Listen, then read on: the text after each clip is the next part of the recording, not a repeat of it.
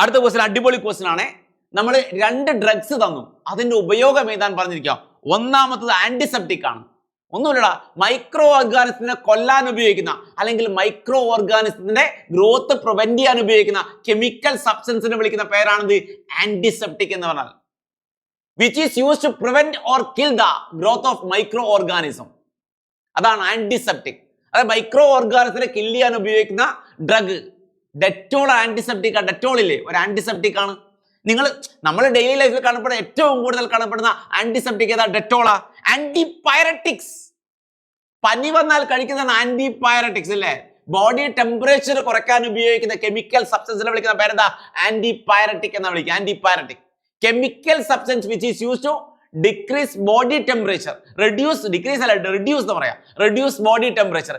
Body temperature കുറയാൻ, പനി കുറയാൻ ഉപയോഗിക്കുന്ന ഡ്രഗടാ. പനി കുറയാൻ ഉപയോഗിക്കുന്ന മരുന്ന് പാരസെറ്റമോൾ കഴിക്കാറില്ലേ, അതൊരു ആന്റിപൈററ്റിക്കാ.